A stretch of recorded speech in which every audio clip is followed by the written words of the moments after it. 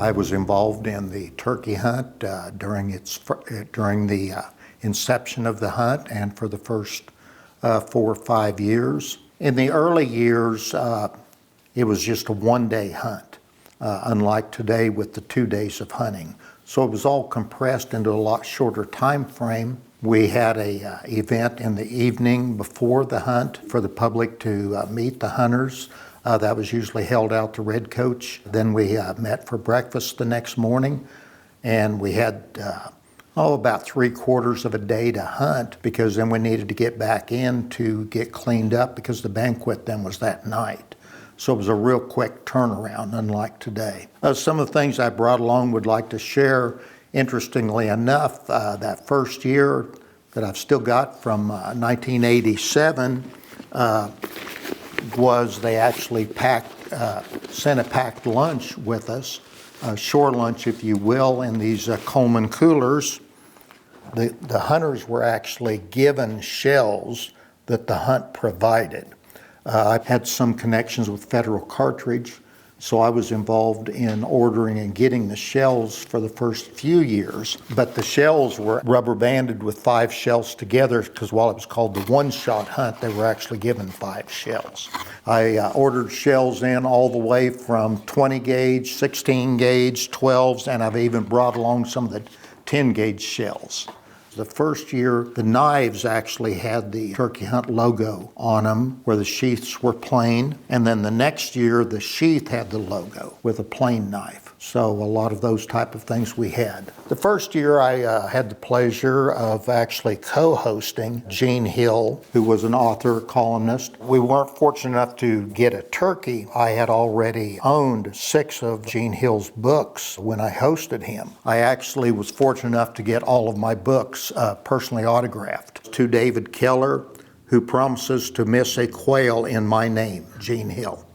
Another person that I had the pleasure to be able to host one year was the artist Wayne Willis. When it went out to a friend's place, parked the pickup truck, we got out of the truck and had about a half-mile walk. Gene got his gun out and then took out a pill bottle and took a pill, and I asked him, I said, "Gene, what are you taking?" He says, "Oh, I need to go ahead and take one of my nitro tablets."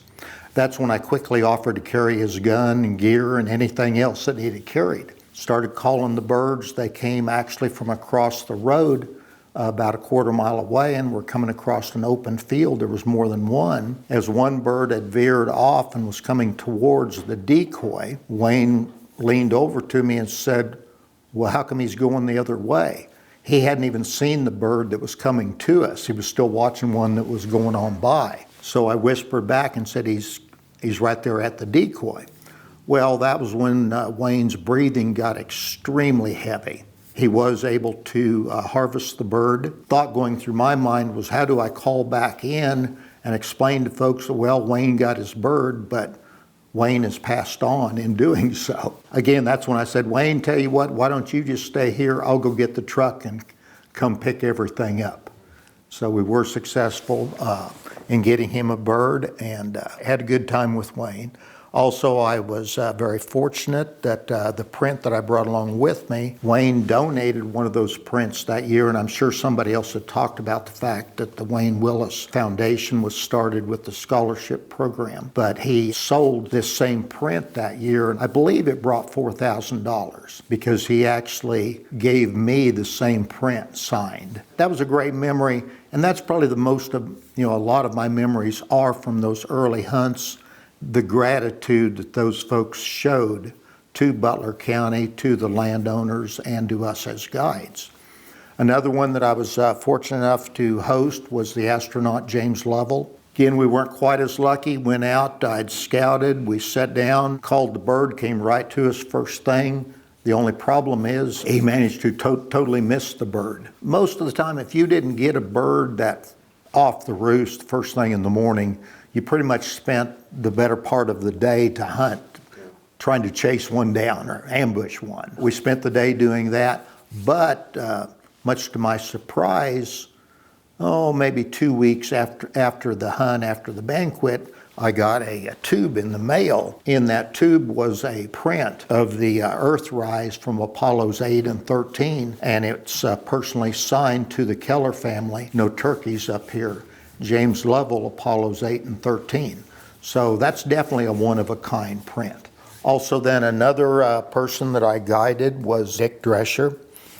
Dick was from back northeast, was a waterfowl hunter and also a wood carver. That year at the banquet, he not only presented the governor with, I believe, a mallard, but also he gave to me this snowy egret, which again has a very prominent place in my home. So that's a little bit of more some of the history and some of my experiences with the hunt. Like I said, I didn't stay involved for a long time. It was really more helping get it going in the beginning, but that's really my thoughts and recollections from those years, and I'm glad that I could share some of that history of the event. The reason I believe that the one-shot turkey hunt will continue to go is because there's always been a lot of different people involved. It seems like there's a large group of people that are always involving new people, and that's what keeps an event and activity going. Most of the time when an event or an activity reaches the point that it's only a few people on a committee running it, well then when they get burnt out or tired or not going to do it anymore, there's really nobody to pick up the torch. I believe there'll always be somebody that wants to pick up the torch and keep it going.